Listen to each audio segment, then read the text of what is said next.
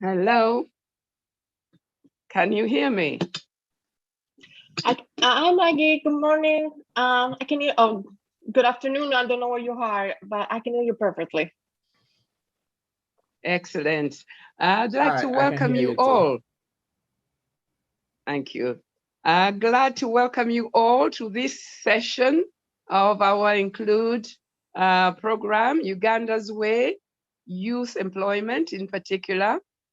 The vision and spirit of Include is bringing together research and policymakers. The lack of data, especially us in Uganda and Africa as a whole, is a major challenge to policymakers. I want to start therefore by thanking Include and well, with Professor Issa Board and the Dutch Ministry and our own governments for putting us together to work on this. Today, building forward more inclusively following the reversals caused by the COVID-19 pandemic must be central to the process of recovery. The population of all, Sarah will give you the correct figure to be exact. Women who have been most affected by COVID have been most affected, as we heard in some of the earlier sessions. They are the backbone of the family.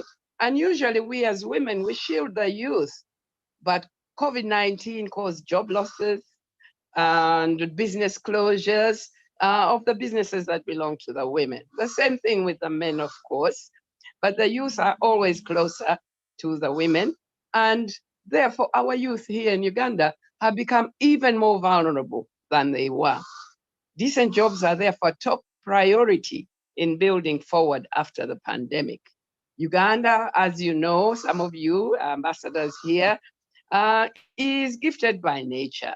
It is blessed, a land of opportunity, blessed with perfect weather, sun and rain, water, lakes, rivers. We have a very young, educated population, excellent tourism products, and available fertile land.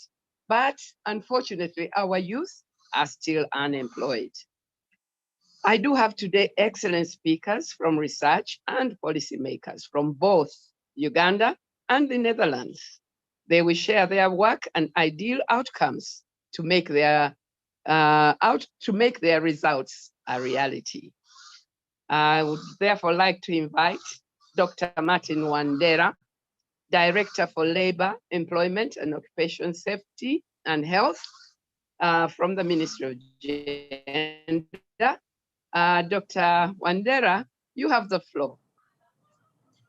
Thank you very much, Dr. Maggie Kigozi, for giving me the floor.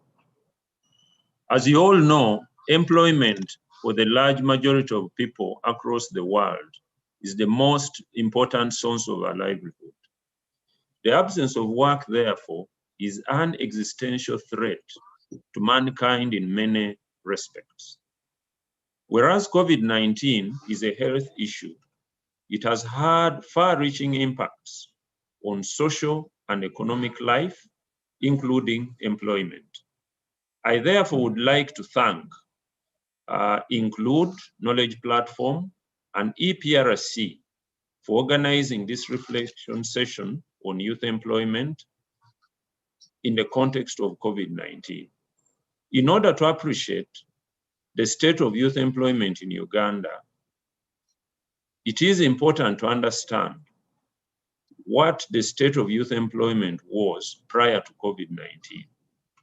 According to the Uganda National Household Survey of 2016-17, there is the most recent whose results have not been published, so we have to rely on the immediate past. Uganda's population was estimated at about 41 million people. And 53% of the population, or about 21 million people, was below 18 years. And 8% of the population between 18 and 30 years, who are the youth, was in school. 2.9% of the youth were both in school and employment. 46% of the youth was employed, and 40.7% was neither employed nor in education.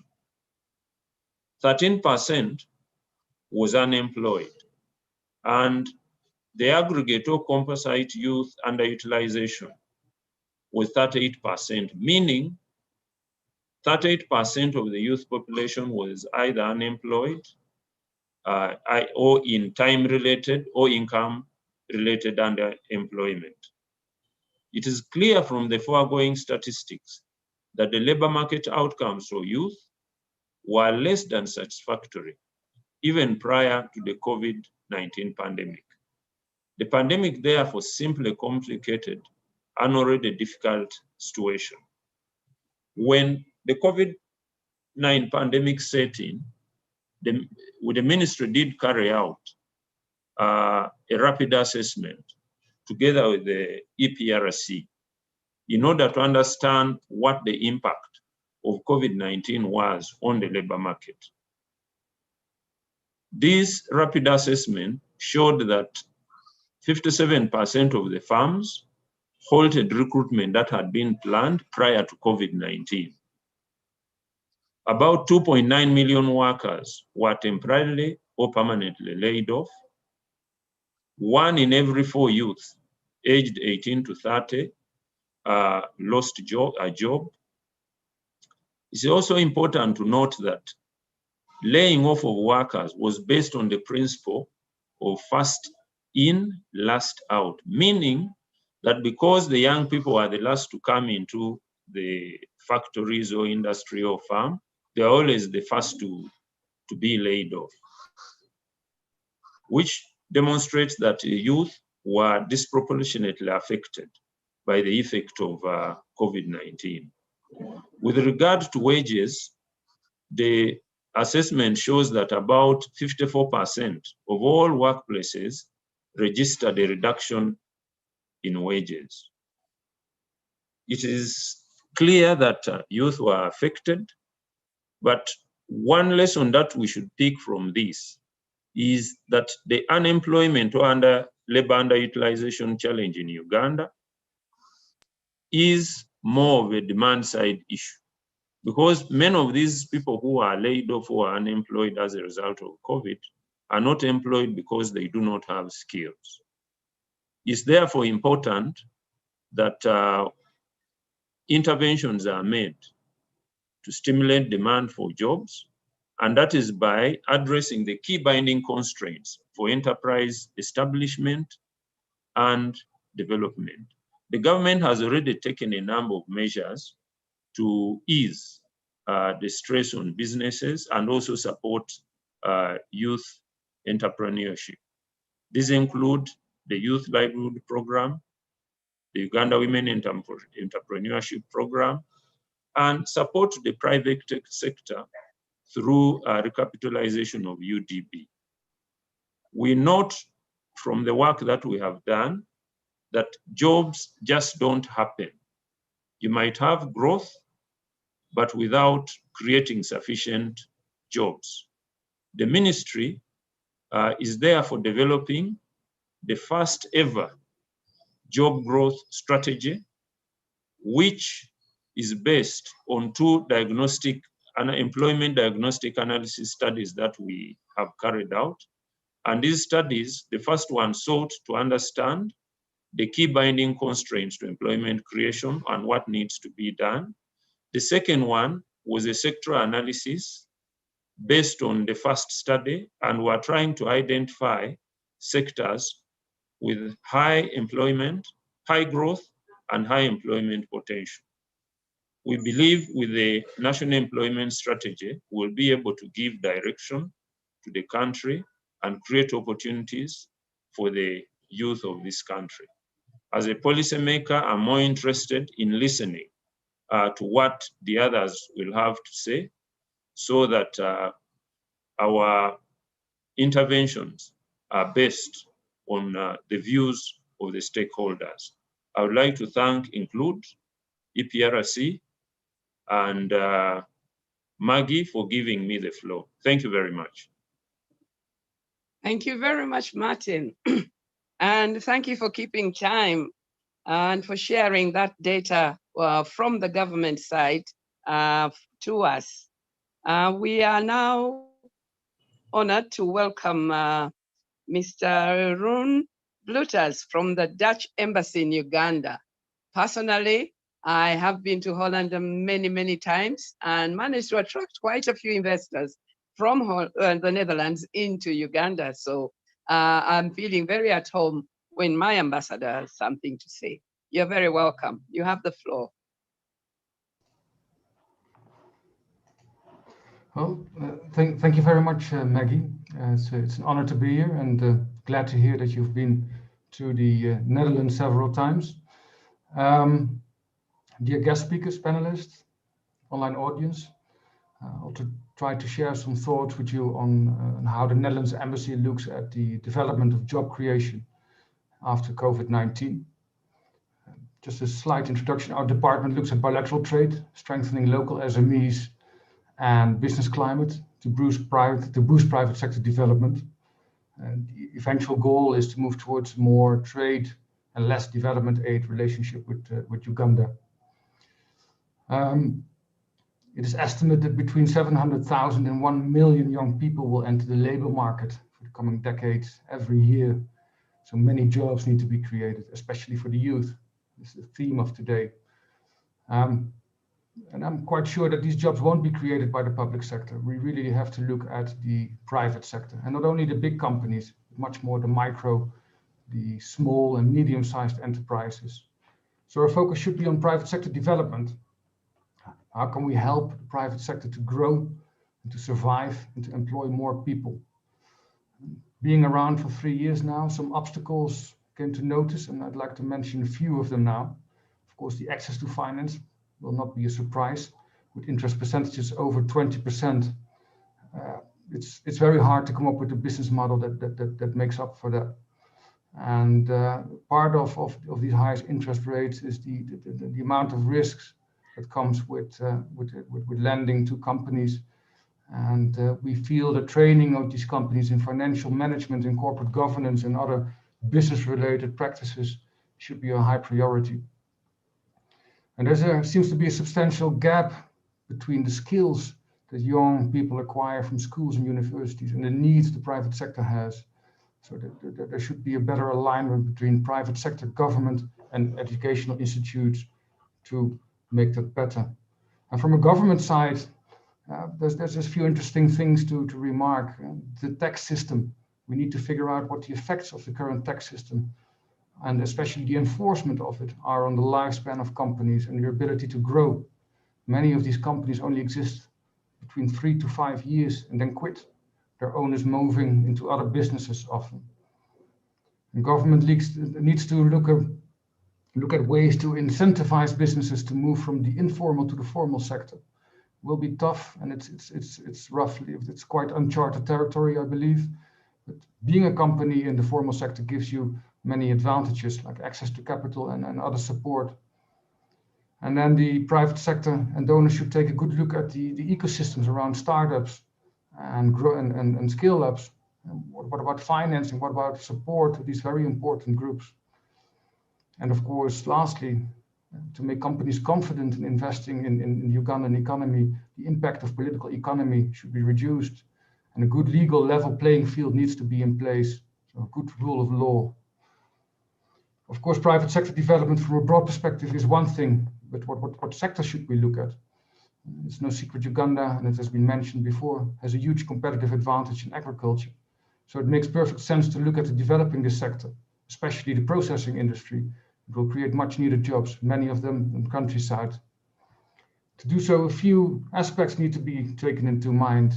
Of course, Uganda being landlocked, it has a natural disadvantage. So good routes to the coast, to the ports, to nearby markets is really essential. A lot of these roads have already been built or in the process of building. So there's a lot of work has already been done. The labor productivity needs to go up. Skilling of young people to make them more competitive to neighboring countries and to other providers of agricultural produce. And of course, the energy prices. I looked it up and I was actually quite astonished that the energy prices for industry in Uganda are similar to those in the Netherlands. This is quite high, especially for a country like Uganda. To get a processing industry going, good and reliable supply of produce is necessary. We really have to think how to come up with a good mix between commercial large farmers and smaller outgrowing farmers. When taking care of these and other obstacles, I do believe that the agriculture sector has a huge potential to become a driver of economic growth and job creation. And of course, agriculture sector being extremely important, would it be very wise to put all the eggs in just one basket? Other sectors could play an important role in creating jobs as well, especially in the urban areas. Services like leisure, tourism, ICT, financial services, construction, transport, and even the oil sector, which is upcoming. But they all need attention and strengthening, especially in skilling and in financing. So let me end here. For Uganda to take full benefit of this demographic dividend for growth, as they call it, jobs need to be created, high value jobs and decent jobs. To do so, look at the private sector and get the banking and educational sectors on board. And for the government, drive economic growth by establishing an enabling environment and facilitate. At least try not stand in the way. Businesses themselves know very well what they need. Thank you. Back to you, Maggie. Thank you very much, Ron Blutas from the Dutch Embassy, and also keeping time. Thank you. And actually being able to take us through a lot that is good in Uganda, which I like to hear, but also a large number of challenges. Our next presentation, this is the setting the scene by our very own Executive Director of the Economic Policy Research Center, Dr. Sarah Sewanyana. You're going to introduce us to youth employment in Uganda post-COVID-19. Thank you very much, Sarah. You have the floor and you have about 10 minutes. Thank you so much, Chair, and good afternoon, everyone. Can you hear me? Very well, Yes, Sarah. yes, we Please can. go on. Okay, okay. So I'm a member of the Include Steering Committee. So I'm making this presentation on behalf of being part of the Include, but also being part of the Economic Policy Research Center. So at Include, we believe that one of the key drivers of inclusive development is decent work and income for women and youth. And we try to look at this using 4 lenses: one of social equity, spatial equity, inclusive governance, as well as political economy. We also try to, there are studies that have been commissioned to look at the impact of COVID on decent work. And here I want to highlight some of the transmission channels through which COVID has impacted on youth employment. One of them is job disruptions, which we've already heard through Martin. Disruptions in the education sector and training. And Uganda, this is the second disruption we are facing with a partial lockdown, which was announced last week. And then we shouldn't really forget that there would be difficulties in transiting from school to work.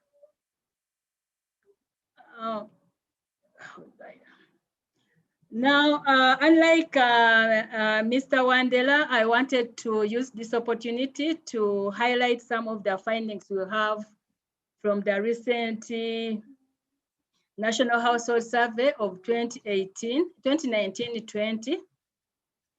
In Uganda, we define youth as somebody who is between 18 and 30 years. And youth employment is estimated at 7.8 million. And this implies this 1 in every 5 persons you see around is a youth. And out of the 7.8 million youth, we have about 5 who are said to be working. And out of these 5 million, we have 2.3 million in subsistence agriculture. In terms of education, we know that education is really an asset which can help us to enhance the productivity and capabilities of the young people. So I thought I should be able to give a highlight of the educational attainment. And when you look at this graph, so many things come out, and this is really not new for people who are Ugandans. We do have nearly 4 in every 10 children, 10 youth who has not completed the primary education cycle. And this is really not good for a country that wants to be a middle income country come 2040. We also note that in terms of gender, we are almost at par between men and female. However, when we move on to completed secondary and post-secondary, that's where we see a gap a bit widening between the two genders. However, what this graph is also telling us that in terms of, if we're talking about skilling Ugandans, you need to be able to know where exactly are you going to touch. Because the type of skilling that you are going to give to those who have completed secondary education could be completely different from those who have not acquired any education. So I think this is very critical moving forward, that we try as much as possible to tailor our reskilling and upskilling based on what we already know, because this will help us to be able to move forward with better outcomes in the future. When we look at some of the labor market indicators, this is the current economic activity status by age. We see at least the youth who are employed, it increases by age. And also those outside the labor market, it also reduces by age. Now, in terms of, this is also a critical graph when you look at the employment by sector, where we are seeing, we are trying to bring in the before and after, because the survey was able to capture before and after COVID. I mean before and during COVID. So what we are seeing that regardless of the COVID, we see that 41% of the youth were engaged in crop farming, and then 21 were in livestock. And when it comes to manufacturing, which our colleague from the Dutch embassy has talked about, we are seeing that manufacturing will have only 6% and so on. So in other words, we see that the youth are more in crop farming, followed by livestock, and then we have those in trade and so on. When you try to look at before and after COVID, what we are seeing that there was a reduction in the share of the people who are in certain sectors. We see it in manufacturing, it went down. We also see it in trade, transport, and those who are working in hotels and restaurants. We see that kind of decline. However, when you try to look at those sectors where we saw some the share growing up, definitely we see crop growing going up, and this is not really going up by choice, but I think people were forced to go into crop growing because of the lockdown at that time. And we also see construction. We see there was some kind of an increase in the people who in the youth who are engaged in the crop in the construction sector. So we try to look at the just comparing that graph in figure 2 and then figure 3. I try to look at the share of female in these sectors. So you find that the women dominate mainly in crop farming. We see them in trade, education. We see them in hotels and restaurants and eating places, as well as in other services. And these are the same sectors where we see a decline in the number of people who are employed in those sectors, excluding the crop farming. So this would imply that probably women were more hit than the males during and after, after the COVID. So we also see in education, and this is going to continue because now we have another partial lockdown, then it's going to affect women more significantly compared to male, because we have that big percentage, which is almost 76%. In terms of the extent of formality, we see that there are 7 in 100 youth who are in the formal employment. This one excludes agriculture, whereas the adults are 14 in 100. We do not see any significant differences in terms of being in formal employment. And this is explained partly because in terms of educational attainment, we again do not see a lot of significant differences, leave alone in the post-secondary education and secondary education. However, of importance is that we do note significant differences geographically, and these have to be taken into account in terms of planning. What do we do for these youth as we plan for the post-COVID recovery? So as expected, we see that the probability of being in the formal sector increases with the level of urbanization, or it also increases by the level of development of a particular region. So in urban areas, we have about 80.6 youth who are in formal employment compared to 5.2% in rural areas.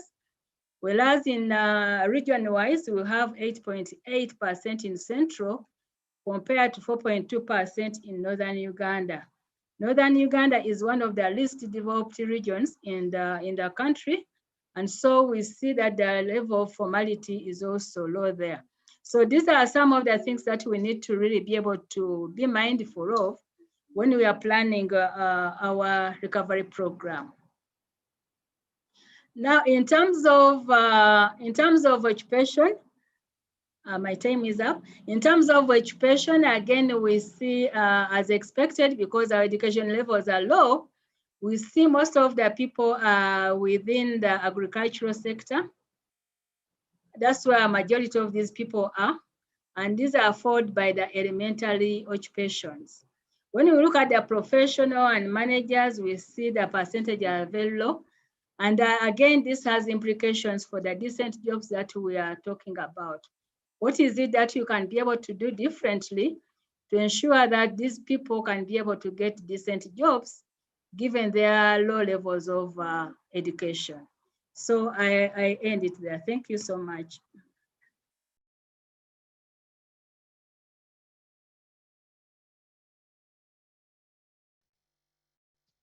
Thank you so much, Sarah. That was very interesting. You gave us some figures that some of us had not seen before. You compared male and female, north and south, and very, very interesting. Thank you very much. I think that's a good grounding for our panelists. It's now my honor to welcome our moderator, Amanda Kabagambe, Bethel Advisors. You have the floor for the panel discussion. Thank you, Maggie, and thank you everyone that has attended this session. My name is Amanda Kabagambe, and I'll be moderating a discussion on what works and what doesn't work in terms of delivering on the jobs strategy. We'll also be running a poll through Slido to get a view of what the audience thinks, what sectors are most likely to deliver on the jobs that we seek to create. I'll start by introducing the panel. Start with my teachers from EPRC, that's Dr. Sarah that you just listened to, and now Dr. Madina is an economist and senior research fellow from EPRC, where she's also the head of the microeconomics department. Madina has worked and coordinated several projects around job creation, but also macroeconomic development, including initiatives on gender, climate change, education, and the overall enabling environment. She holds a PhD and a Master's of Arts in Economics. On our panel this afternoon as well is a young, energetic, and vibrant youth representative, and that is Francis Arinitwe. He's currently a student at Makerere University, pursuing a bachelor's degree in development studies. He's an alumni of the MasterCard Foundation Youth Think Tank and a board member of Restless Development. I look forward to hearing your views, Francis, on this panel, while you're seated with policymakers and practitioners as well. It's nice to hear from the actual youth for whom we're trying to build capacity. The panel further includes Apollo Muyanja Bazira, project director with Private Sector Foundation Uganda, specifically leading the MasterCard Foundation Young Africa Works program that enhances lead farm structures for youth employment. Apollo has worked across the public sector, the private sector, and NGOs, and I will be very keen to hear what views he has around delivering on the jobs strategy. The panel further includes Joost van Engen, founder for Healthy Entrepreneurs, and they're trying to address the healthcare gap in Uganda. I believe that that is the panel that we have this afternoon. I hope I've not forgotten any one of my colleagues. And so I'll put the first question to Dr. Madina Gulova and find out, based on the research that EPRC has conducted and all the policy initiatives, past and current, what strategies do you believe are able to deliver jobs? But what strategies also should we walk away from, given that they may not have been successful in the past? Over to you, Madina. Thank you, Amanda, and good afternoon to everyone. I hope I've unmuted myself. Yes, I have. Yes, we can hear you. I think it's a wonderful discussion this afternoon. And basically, because of time, let me talk about exactly what you've indicated. So some of the strategies that, based on the work we've been doing with the APD, both the African policy dialogues we did, plus the second one we're actually undertaking on value chains, what will work, what will not work in here is when we did some of the evidence we're observing within the value chains, is that even within the value chains, they are not homogeneous. Let me say, like the fish value chains we visited, even within the silverfish, the Nile perch, the tilapia, when you're approaching jobs, creating jobs within these value chains, they were not the same. Some were short, some were more sophisticated, and some were not need for a high level of sophistication. So again, when we noted both across the value chains, when for cotton and fish and for the others, we realized that skills was an issue, yes, but at the lower end of the value chains, it did not matter. What mattered was, are you willing to work? It's the soft skills, the hard work, commitment, and issues around being able to spend a bit of care to handle certain activities. So in this job market where actually Martin and Dr. Swanyan have actually indicated, where we have a large population which is highly illiterate, when we have youth who are actually literate coming in to join these value chains, the issue is there's no need to be selective, because these value chains will not matter whether you have education or not. And one of the other things is that's why I think there is a bit of need of mindset really change. Someone tell you, I went to school, but I'm still also doing the same job my colleague is doing, so my education is not helping me. So the mindset really needs to be tackled in this case. And then the moment you look at these heterogeneities again, we found that what actually also worked was what was high level of government involvement in terms of giving support systems.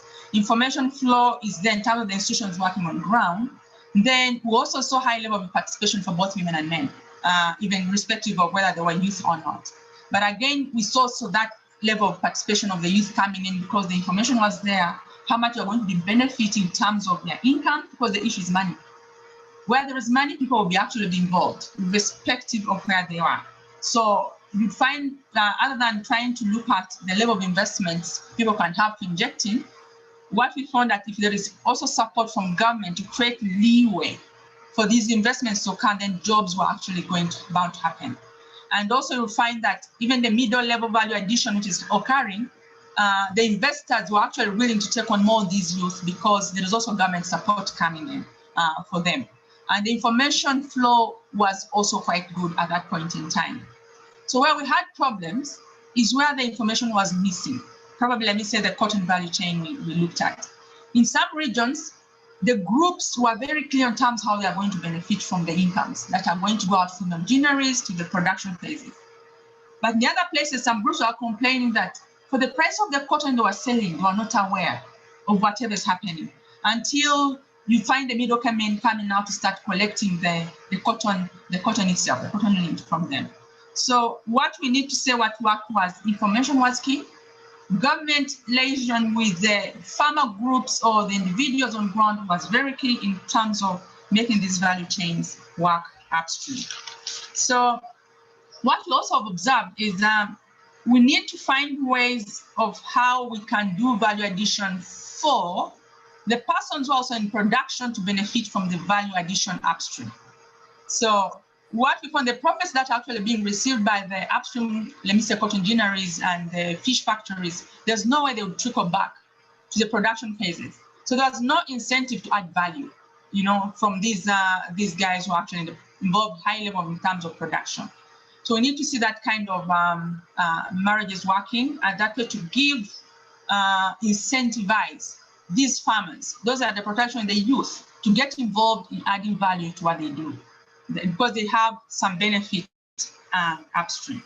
So what did not work mainly was the issues around, there was a lot of elite capture, We've observed that as well, whereby, to explain this is, if the politicians go around campaigning certain commodities or activities, and then because probably they have high stakes involved in these value chains, then there is a lot of discomfort even for those who are participating, the youth we are talking about, or the women we are talking about. These groups have taken time to formulate groups which have worked for them in creating decent jobs for them. But in creating these jobs in these groups, then the politicians come in to downplay the whole bit of it. They are not seeing, then they see no value in why they are formulating these groups, which they have said if they make groups, they're going to get decent incomes, and then they're also going to get more value for the monies they have actually invested in.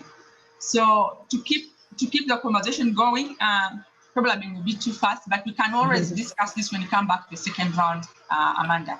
Thank you, Madina. I'll put the same question to you and say to you, as an entrepreneur and trying to create jobs in the process of delivering the services that you're delivering, what skill gaps have you found that are in demand for your business but may not exist amongst the youth?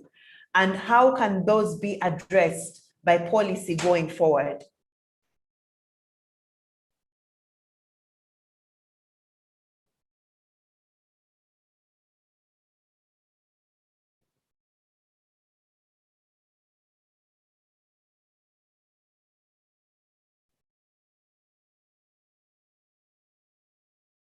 Do we have Just with us? Yes, Hello. you have me. Okay. You have me. I just had some issue with my microphone. I'm sorry. So I didn't hear you. Oh, not a problem at all. I'll repeat my question. We're talking about what has worked and what has not worked in terms of job creation. I'd like you to give us your perspective in terms of what's working well and what's not working well, with a focus on the gap in skills that you need as a business to run, but you're not able to find those skills amongst the youth.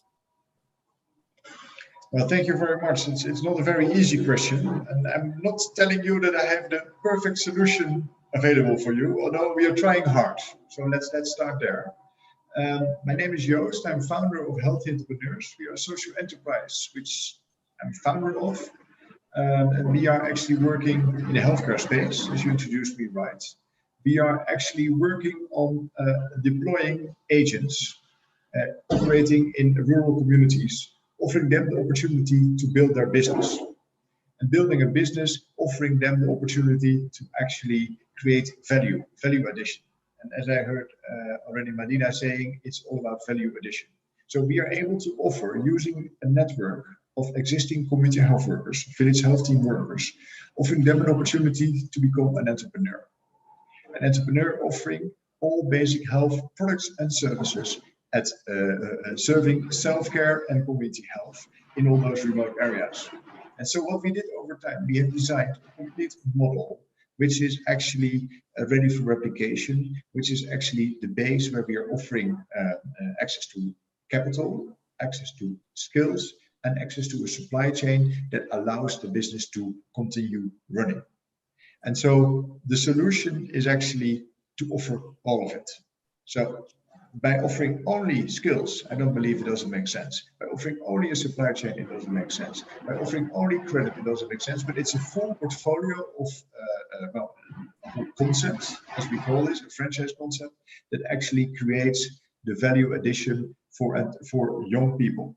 And that's what we are doing at the moment. So we are offering young people, mainly in the category between 20 to 30, 35. And we can argue about what youth is about, but majority young people we invest in. We give them an opportunity to make an investment.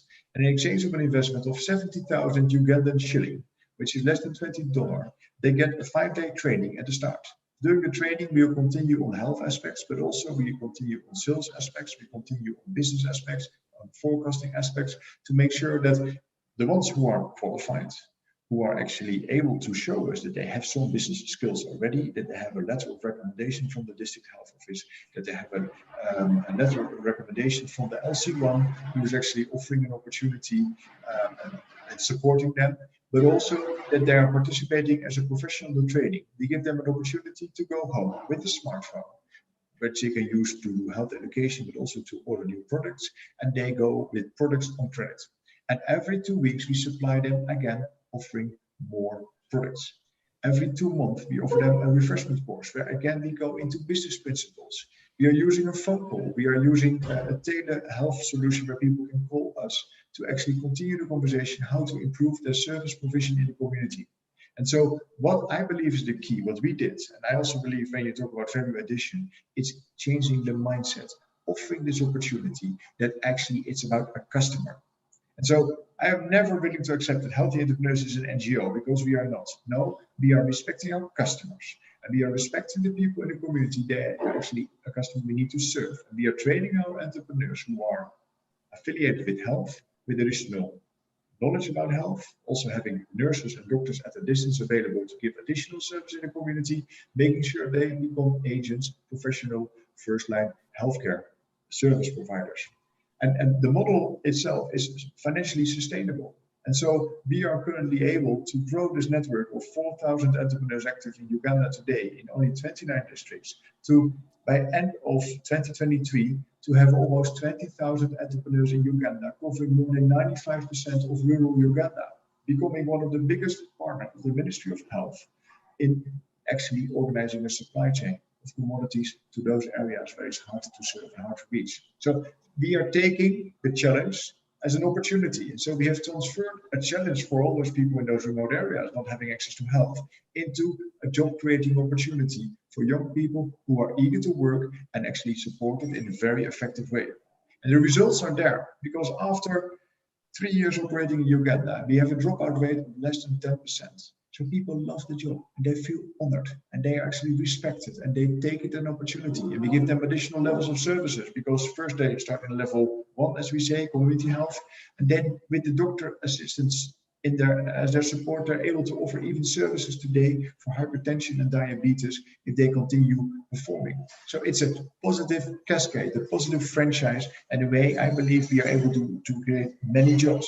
If you take the number of jobs we aim for in the next 3 years, it's more than 30,000 new jobs in Eastern Africa. And I believe we are one of the biggest employers, although this is not a real contractual labor employment, but still it's an income generating activity because they were able to double at least their income, if not more. And so last but not least, and then I'll stop, the importance of credit, offering an opportunity and explaining what you can do, spending your money right, has been the breakthrough. So explaining that if you spend your credit and you reinvest, you keep on reinvesting, you make money out of money, that has been the breakthrough. And that's why we are able to get investments in and we are able to actually scale up to such a large scale. Thank you. Thank you so much. And I now do understand why it's called healthy entrepreneurs. I fully understand the model, and I appreciate your insights and your capability to create over 4,000 jobs. I believe that such innovative models are one of the ways we can deliver on the jobs strategy. We're going to continue on the same topic and continually discuss what has worked and what hasn't worked. And I'd like to ask Apollo from PSFU, in your experience, in terms of delivering jobs, decent jobs, sustainable jobs, what has worked and what has not worked? Over to you, Apollo. Thanks, Amanda. And good afternoon and good day to you all that joined us for this discussion. So from our experience, first of all, we are working to open up at least 300,000 new work opportunities for youth in Uganda over the next 5 years. And our definition of a decent job in terms of income is a young person between the age of 18 and 30 earning a little over $1,100 a year annually. So with that, and with a focus on 5 key sectors, which includes agriculture, trade and allied services, tourism, construction, and manufacturing, some of the things we see that have worked, I'll focus mainly on the agriculture sector. After listening to what Medina had to say, I see that there's a lot of opportunity coming out of that area. Some of the things we've seen working is just providing, especially in the post-COVID era, providing the young people a linkage to markets that are sustainable, markets that are willing to pay them a good return for their effort has worked. Especially in the post-COVID era, we got to realize the young people that were trading on open ground. Now, suddenly that open ground was no longer available because the middlemen that were roaming the streets were no longer able to do so. So we've seen from experience that linking them to markets has been a big plus to us.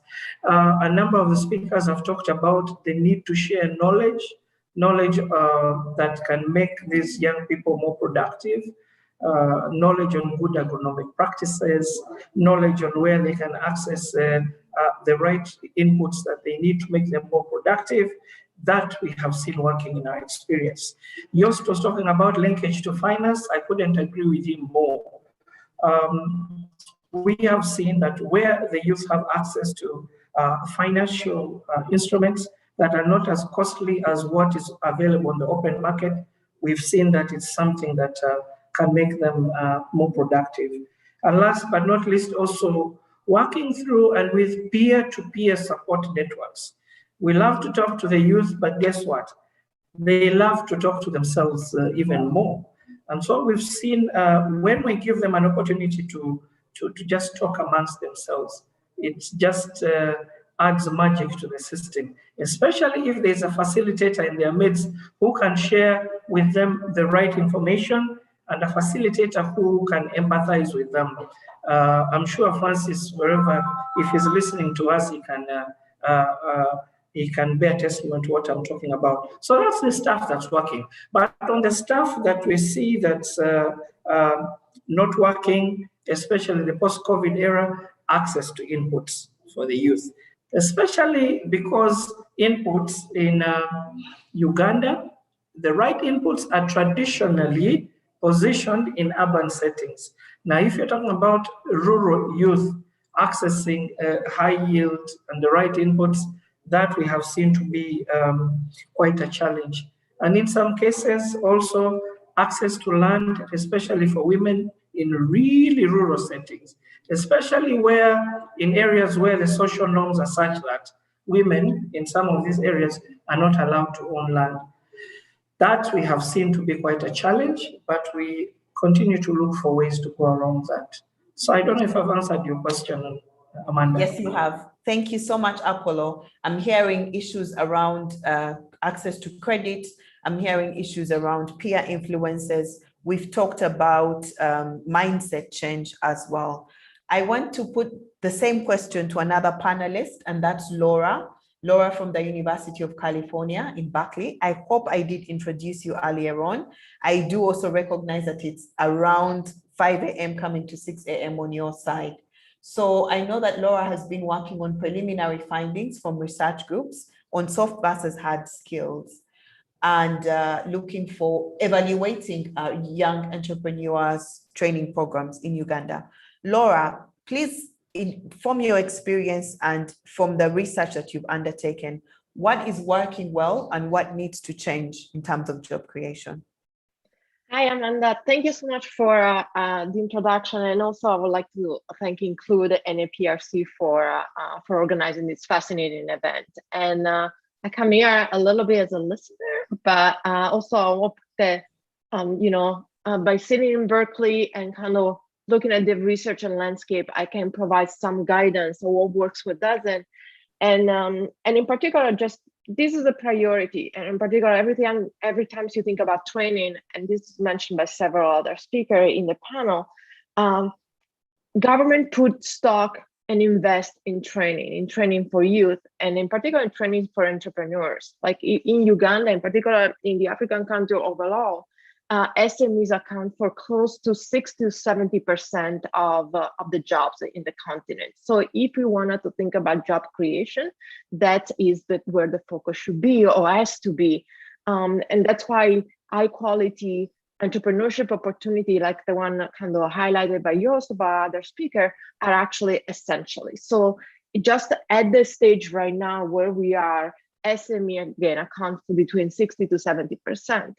However, I think this is where, if you take the hard evidence, so what I do essentially, I partner with exciting NGOs, government, and so on and so forth, and I try to actually establish a causal link between the program or what they do and the outcome. And I'm not the only one. That's where we want to say, to inform policy, you really need to know what works, what doesn't, because if it's just a correlation that seems positive, but it's really not actually causal, then it means like, government investing in things that don't have actually return for them. And so we kind of work in partner, both with government and NGOs in partner, to identify what works, what doesn't. So you step back, and it's not just my research, and actually the evidence on traditional training entrepreneurs, whether it's like by teaching bookkeeping, business practice, or how to, where is the capital, or even just this traditional, what is called R-skill training, overall is actually pretty unsatisfactory. At best you see marginal effect that very quickly vanish after years. However, in recent years, what we've seen, and this is also in some of our studies specific to Uganda, we have two exciting studies dedicated to youth in Uganda. When you bring in soft skill, and I think many of all the previous speakers felt like, whether it's Medina or Yosa or other, I was literally pitched for my position in the panel, you see that actually is the complement, is the blended element of soft skill, or what is called personal responsibility, and hard skill that seems to yield the biggest kind of booms for your buck, the biggest kind of return to this investment. For instance, some of our study, one that was just completed, we share actually with Include as well. We're happy to share with everybody else. We actually show that exactly these when you combine hard and soft skill together, you are able not only to create entrepreneurship and successful. We go back 4 years after our programming, and we see that these are actually dynamic, thriving entrepreneurship endeavors that create even more jobs. So you can totally see the spillover ripple effect. So one thing is clearly they're creating jobs, but not all jobs are created equal. And particularly in the space of entrepreneurship, this ripple effect becomes critical for them creating jobs for the youth.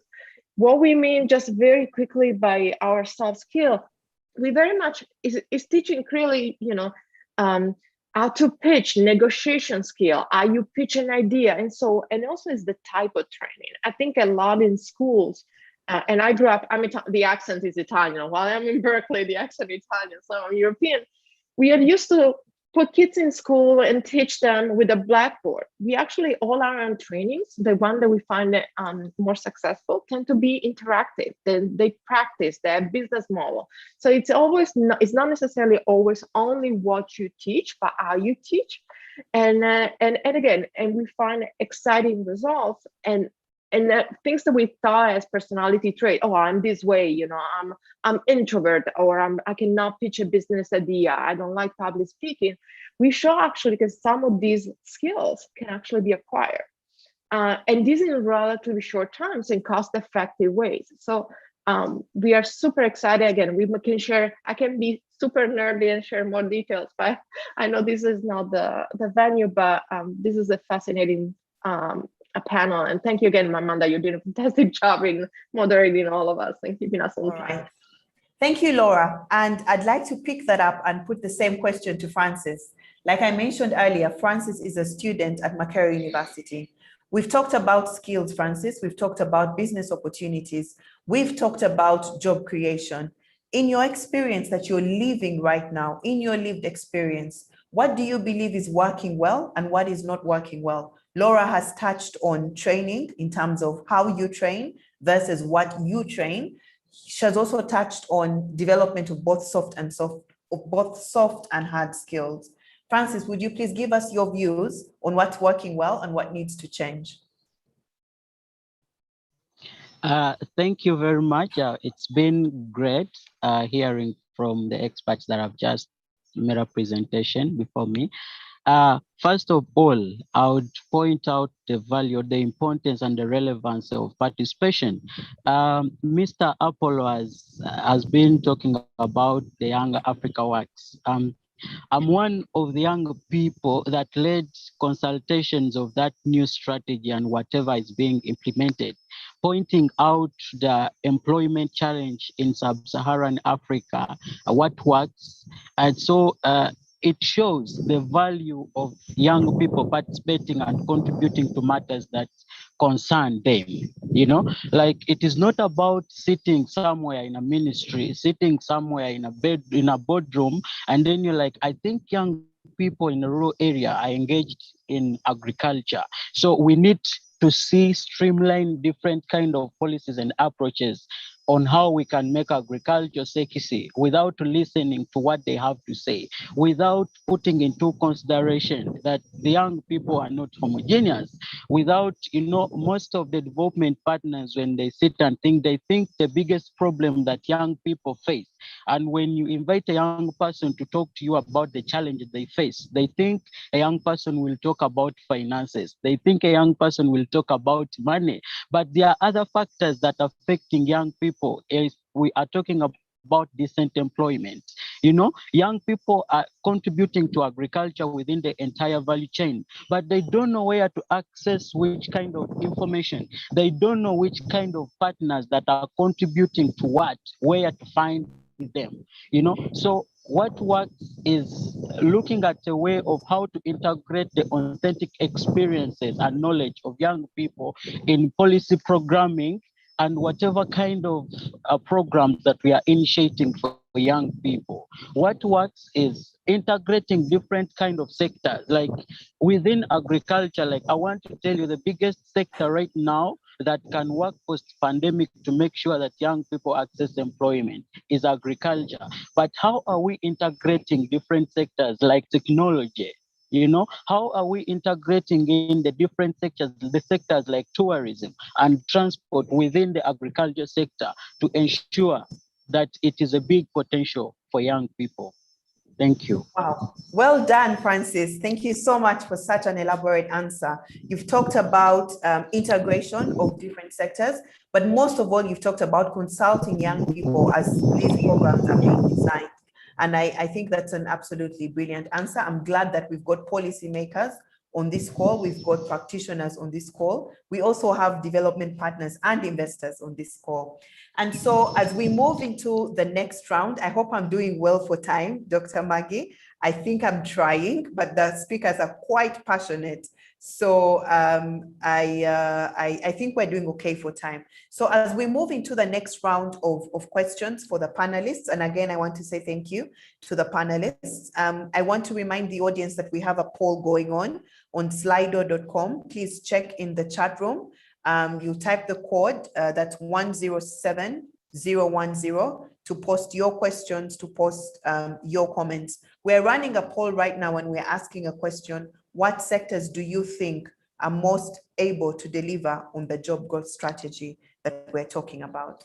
As people give their answers to that question, and also as we come back to the panelists to ask them what sectors they believe are going to deliver on jobs, we've received some questions in the chat room that I would like to put to the panelists, and I'm going to do this randomly. So if you're not able to answer, you can pass it on, or we can all debate the question.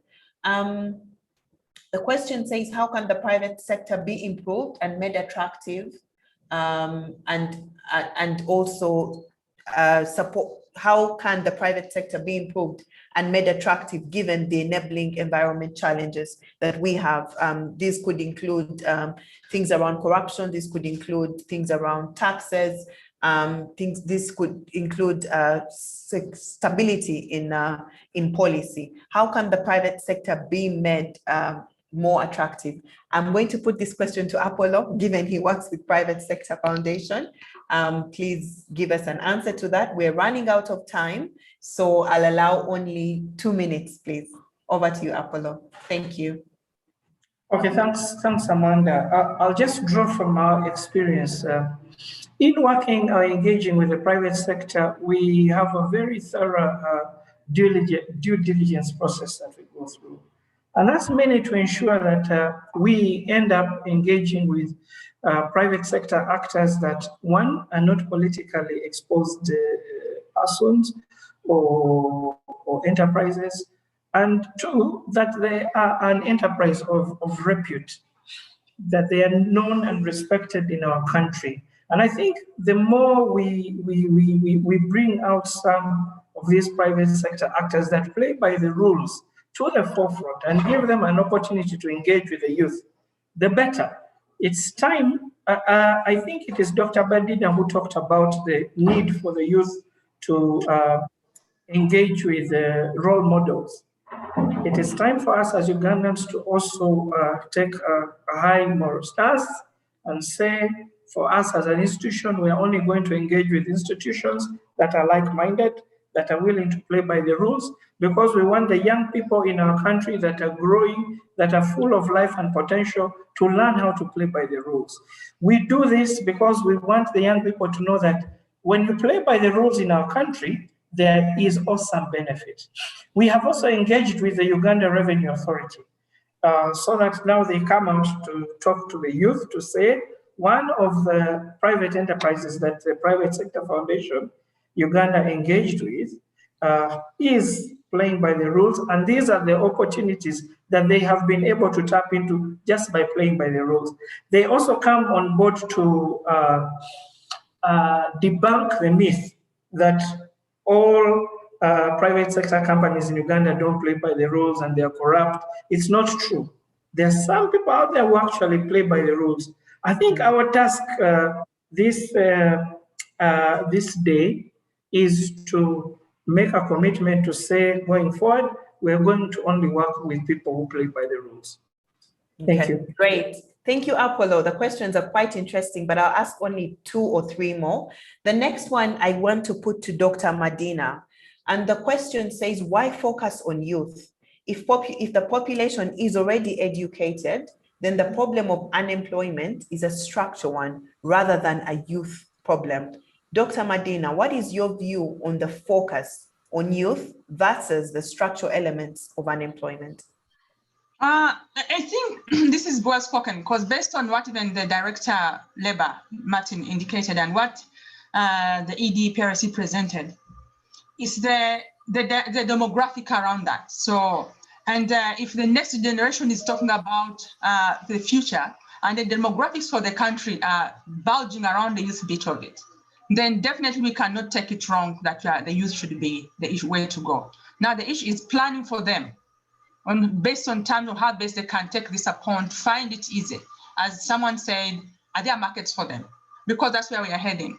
COVID has indicated to us very clearly that youth are going to be there, and the demographics are also saying the same thing, as the country has at least over 50% below this age group. So we cannot get it wrong with dealing with this section of the age group.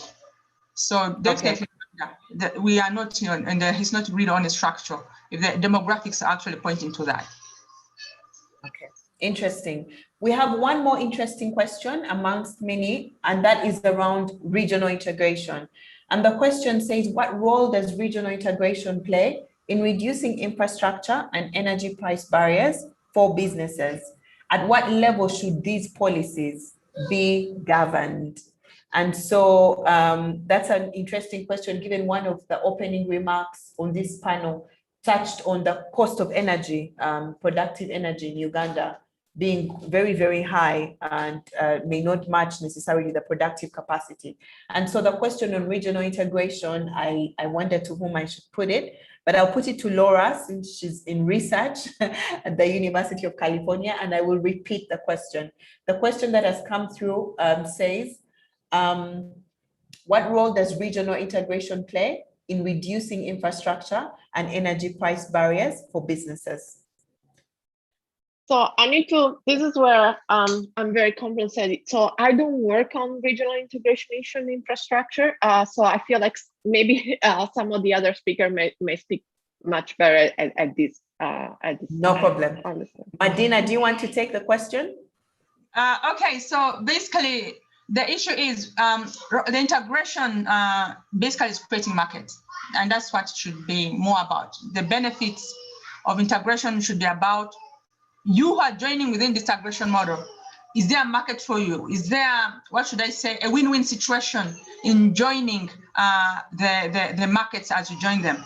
So indeed, as we are trying to do this in terms of integration, even the East African common markets, that's the way it is.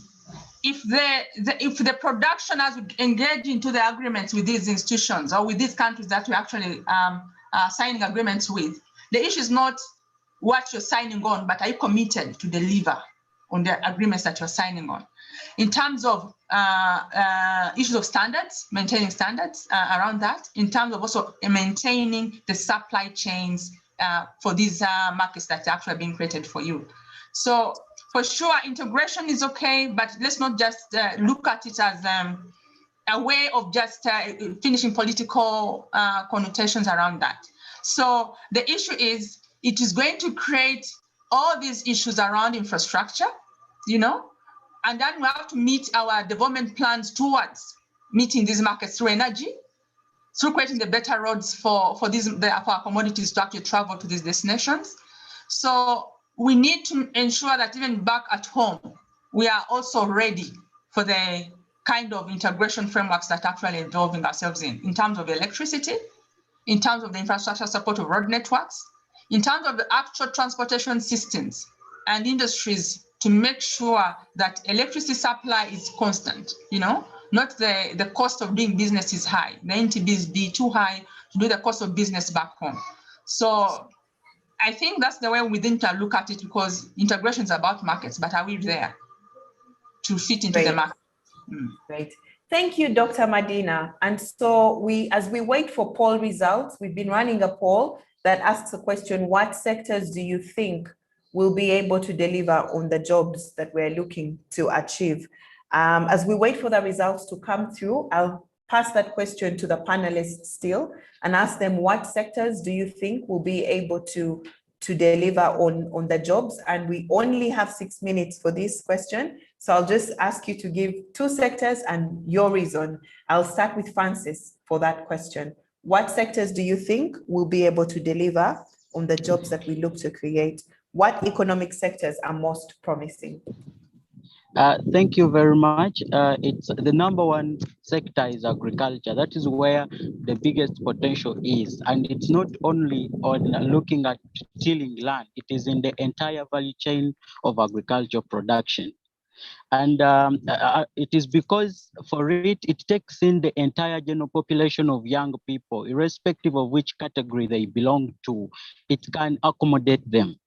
And the other sector, I'm not going to be so specific. We need to look for the potential within the entire informal sector. We are talking about Uganda, and most of the young people are engaged in different kind of informal businesses. So we need to focus and leverage on the potential within the informal sector, those small businesses that young people are engaged in. And before I leave, I would like to get an answer from Mr. Martin Wandera. In 2021, within the National Youth Policy, they mentioned about putting in place a specific bank for young people.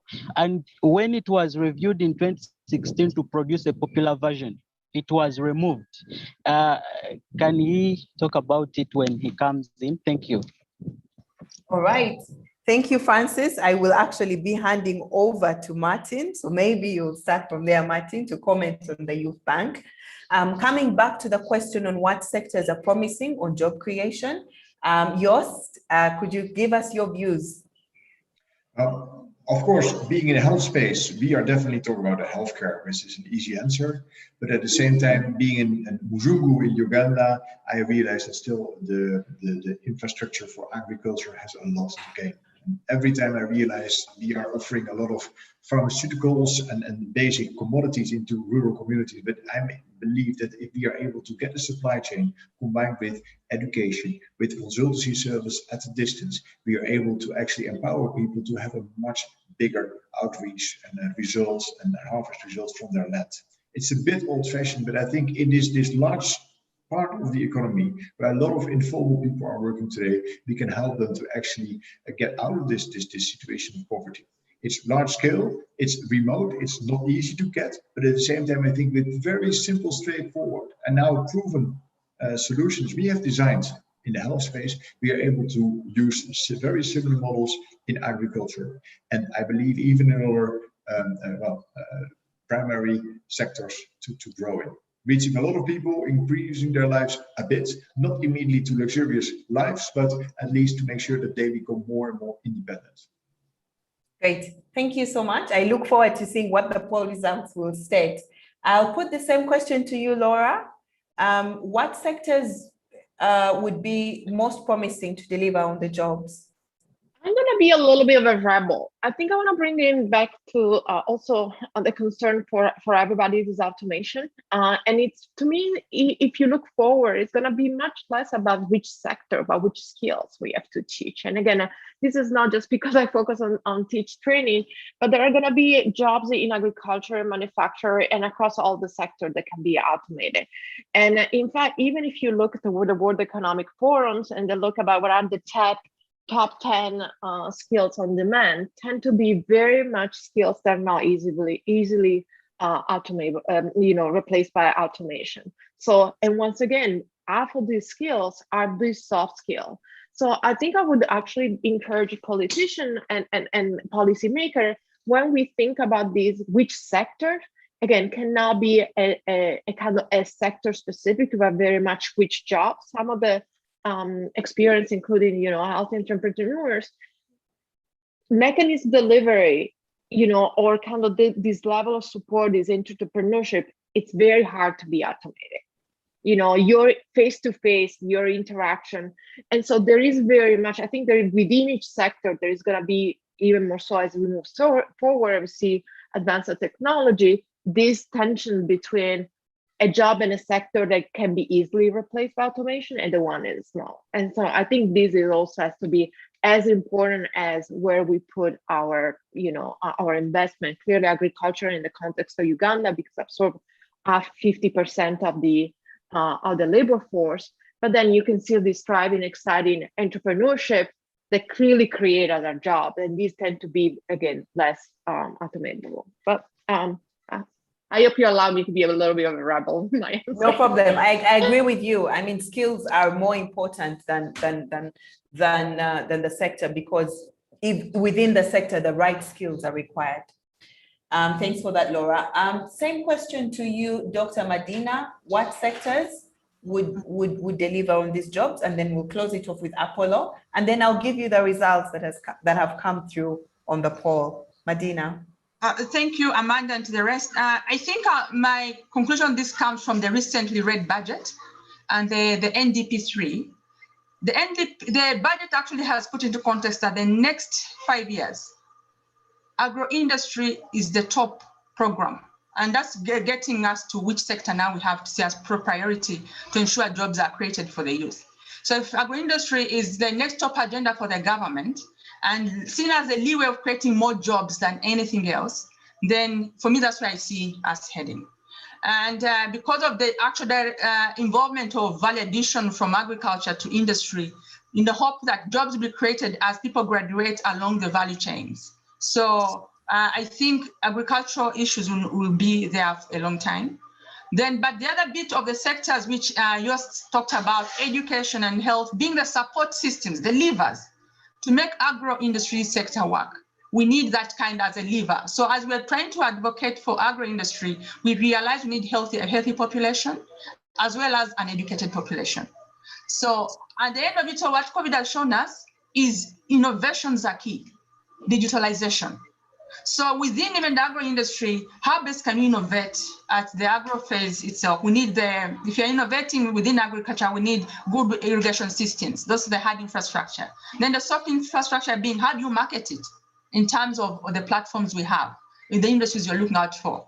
So I will really continue seeing ourselves going in that direction, that probably those are going to be the most labor-intensive places to go, with the levers of education and health being something that has to be in a backbone to ensure that jobs continuously are created for the young ones, even for those who are now, we're heading there, the old ones, All right, thank you, Medina.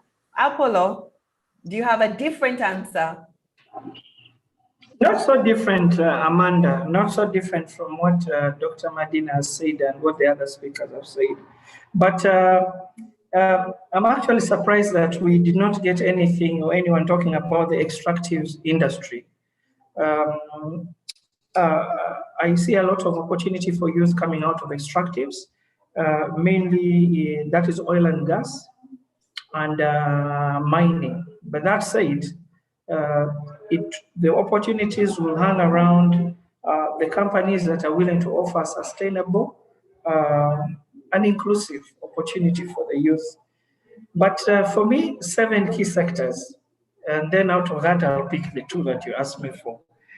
And I would encourage all that part of this call to look into the National Development Plan 3 for Uganda, because out of that National Development Plan, you will see these 7 sectors that I'm going to talk about. So, of course, there's the agriculture sector. There's no argument on that. Then the other one is the manufacturing sector. Another manufacturing, I see opportunities coming up for the youth around textiles, fashion and apparel sector under manufacturing. There is the tech and innovation sector. The gig economy is offering a lot of promise for the youth right now. Actually, the gig economy is powering a number of sectors behind the scenes. And the good news is that the gig economy right now has a low entry barrier. You don't have to be a hardcore techie to come up with an application now. There's all sorts of models out there. And the young people right now are more tech savvy than some of us were. So the other sector is the trade and allied services sector. And within the trade and allied services sector, I'll be looking at things to do with transports, the transport sector as a big one for the youth. The construction industry, if you read the last budget, without a doubt, it's going to carry a lot of promise for the youth. So the question is, how do we make sure that they get the right skill set to tap into it? And last but not least, the tourism sector. And within Uganda, the focus for the tourism sector for us right now is to encourage local tourism and regional tourism before we can even go international. But out of those 7 sectors that I've mentioned, you asked me for 2, I would go for agriculture and trade and allied services as my big 2. Thank you. Great. Thank you so much, Apollo. And we are out of time. I want to thank the panelists so much. Thank you for your passionate answers. Thank you for your responses. I'll very quickly tell you what the poll released. The poll actually did align very much to what everyone has said, talking about agribusiness, which is being processing, services and value addition. Then agriculture itself being the next, which is your green production, followed by manufacturing, trade for export, trade within Uganda, tourism, construction, and youth health. And so I want to thank everybody for your participation in this discussion.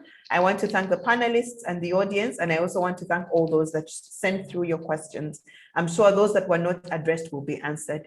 And so right now, through the chair, Dr. Maggie Chigozi, I'd like to pass back the floor to Mr. Martin Wandera. Thank you.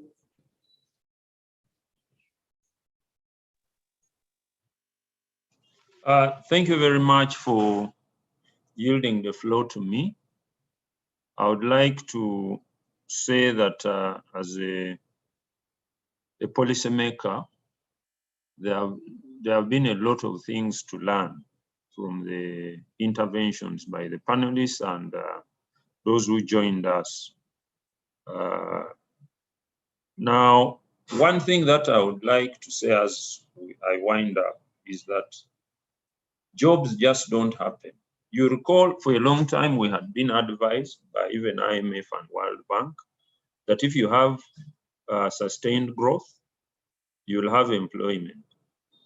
But the facts on the ground have debunked that position.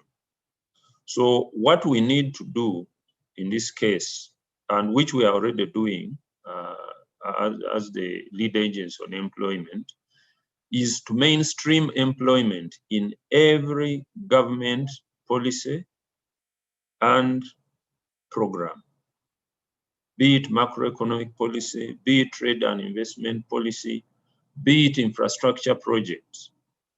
One of the success indicators of any policy or any project should be the number of jobs that have been created. And currently we are doing 2 things. One, working with the ILO, we are developing a tool to help other ministries, departments, and agencies mainstream employment in all their policies and programs. 2, we are developing an employment impact assessment tool.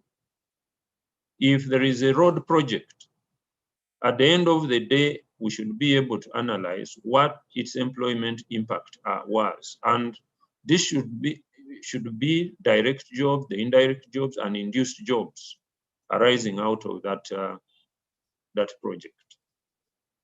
What we are trying to do is being done elsewhere. For example, many of you might know that one of the functions of the Reserve Bank of the United States is to conduct monetary policy in a manner that promotes maximum employment. And we're already having an engagement with BOU. Yes, it's one thing to target inflation, but it's important that monetary policy is sensitive to its impact on employment. The other thing that is critical for employment is to make sure that the trade and investment policies are designed and implemented in such a way that promotes local industry and local employment. I know we live in a liberalized world, but the truth is that our economies are not equal. You cannot expect Ugandan industry to compete favorably with China for Chinese industries, which have been nurtured under protected regimes for a very long time. So this is a discussion that we are also having. And the other point which I have picked, is the issue of addressing the key binding constraints to employment creation. Because jobs are not created in the labor market, but jobs are created in the productive sectors. And therefore, if you want to create jobs, you must ask yourself, what are the binding constraints to employment creation? If it is credit, what is the problem? Is it the structure of the financial institutions? Would it therefore be necessary, as someone said, to have sector-specific or interest group-specific banks?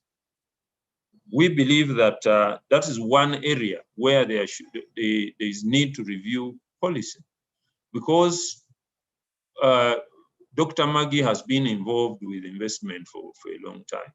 And there are investments which you cannot finance with commercial banks. You need long-term, low-cost. And that's why a study by the IMF a few years ago showed that there are only about 12% of the loan facilities in Uganda that had a maturity period of more than 1 year. For most of the loans, you borrow and you must begin paying immediately. Yet, breaking even for some businesses is a problem. On the issue of skills, it is important, but skilling without dealing with the demand side constraints will not address the problem sustainably, because in countries like Portugal, Italy, Greece, Spain, they have skilled people, but they have some of the highest levels of unemployment. And the reason is simple. The economy is not doing well. So focus should be on facilitating firms to thrive. On skills development, there is need to focus both on the training institutions, off-the-job training, and on-the-job training. Many of you will agree that many of the skills that we have, we never picked them from university, and you can never pick them from universities, because the work processes keep changing, technology keeps changing, and it will be difficult for any academic institution to adjust and catch up with Samsung. So what we need to focus on is to design education programs in primary, in secondary, and even universities that teach our people to learn how to learn.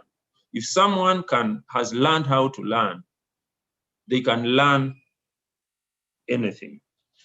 Now, finally, there was the issue of which sectors. As I told you, we carried out at the ministry a sectoral employment analysis study with a view of understanding which sectors have high growth, high employment creation potential.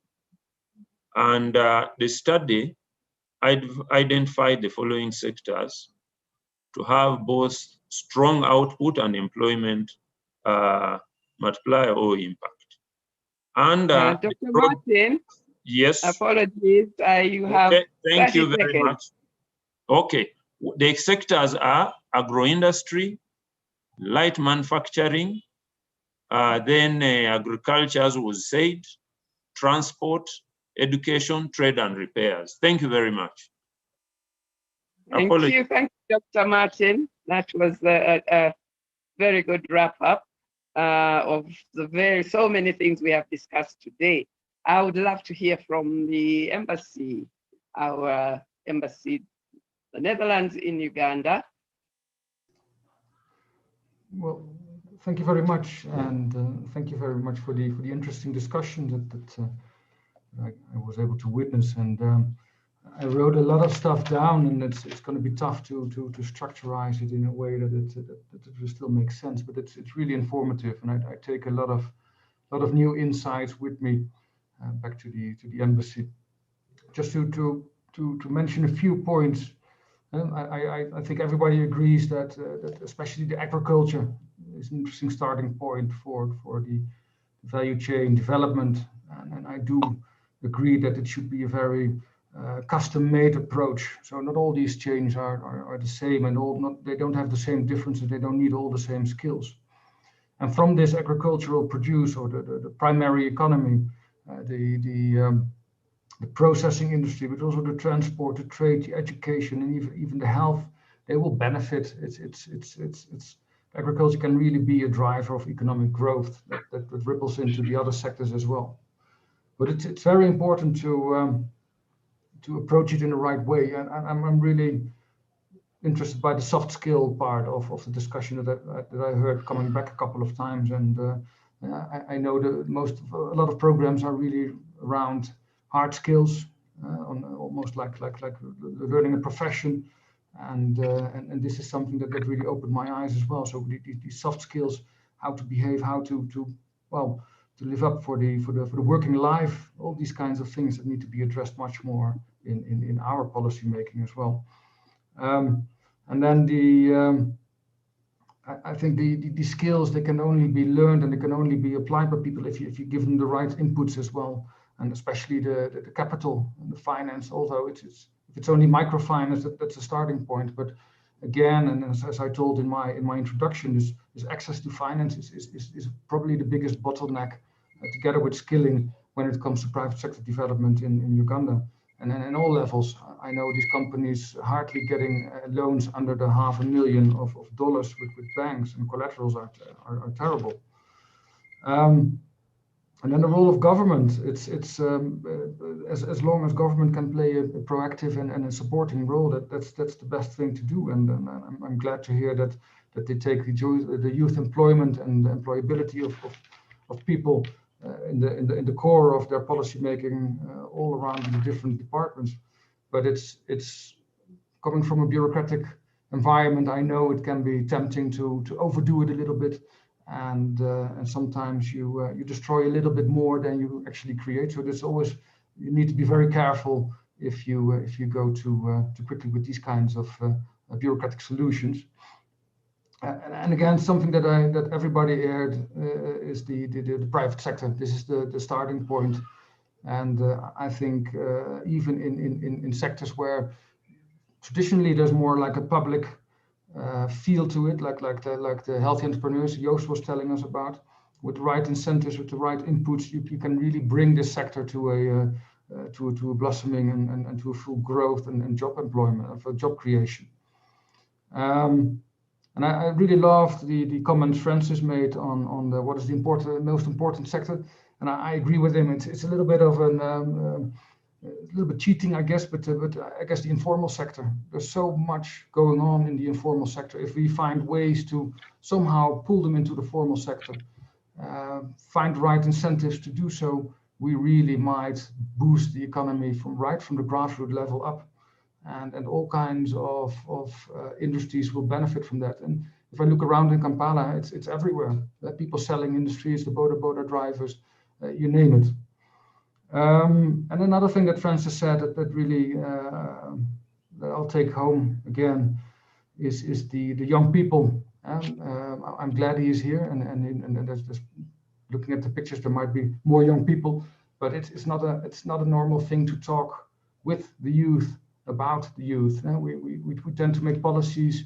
We tend to think that we know everything and we know what's best for young people, but he gave us some interesting insights, and especially the structural difference of talking with the youth and make them a part of the decision-making process in these kinds of very critical future decisions that will affect their lives mostly, and not so much our lives, because we're getting older and older.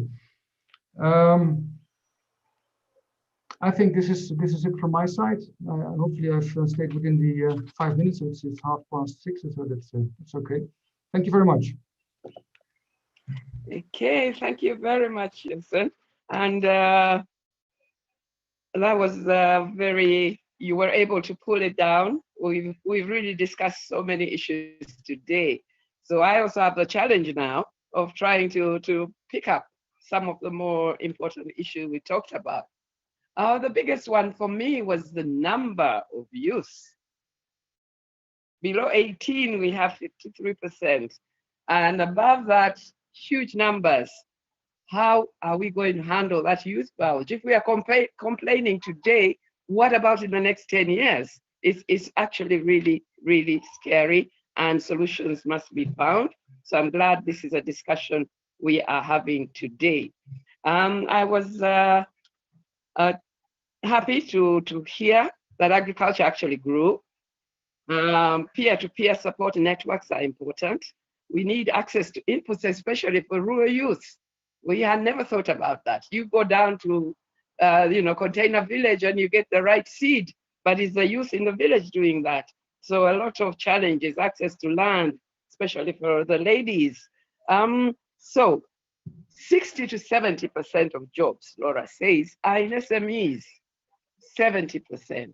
So these are the people we need to focus on, and looking at soft skills and hard skills. We've been focusing on, yes, entrepreneurship skills training, financial literacy, but I think the soft skills, thank you very much for bringing those up. Yes, Martin says jobs do not just happen.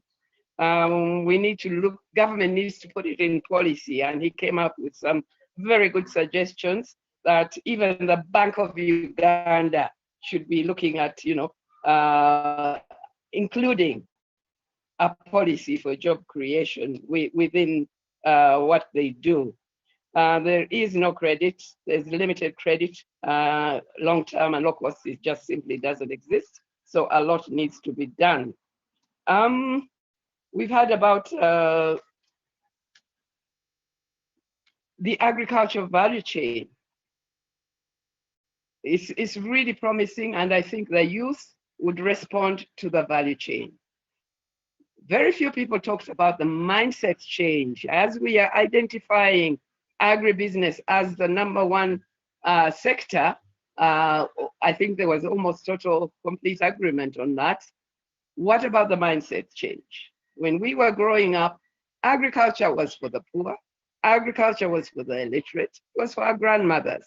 How do we change the mindset of Ugandans and say, agriculture is sexy? And I think that's where we need the help of the young people like Francis to change that mentality, and also to show them how sexy it can be, because it is with the technology we use nowadays. The healthcare and technology I used, so that was his priorities at the moment is through technology. We haven't talked enough about technology. Technology empowers, technology changes everything, makes everything so much easier. I think we should have spent a little more time talking about the technology that makes agriculture easy. And there's so much of it. When we went to the Netherlands, we met somebody with about 10,000 chicken, and he was managing alone, one person, using technology. So that is a possibility, and we need to focus more on technology. The National Development Plan with all its, so my sectors as Maggie, I would look at technology, agribusiness and technology, looking at ICT, and maybe thirdly, tourism. I know today we did not focus so much on tourism, but for Uganda, it's a huge opportunity, and also the component of it, like on my farm, coffee farm, tourists come to just know how coffee is grown and what a coffee bush looks like. So we can, agritourism is also going to be a big sector coming in the future. So I think I'll stop there. We are really running 9 minutes late. And I want to thank Maya for this opportunity. And thank you all the panelists. Amanda, you were brilliant. Thank you so much. All the speakers were great.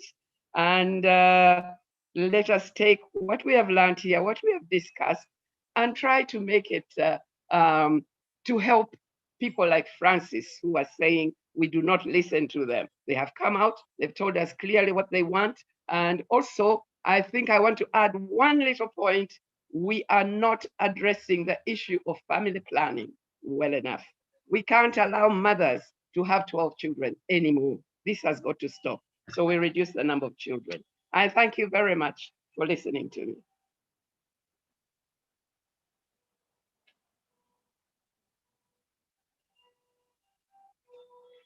And I say bye-bye Thank to you, everyone. Maggie.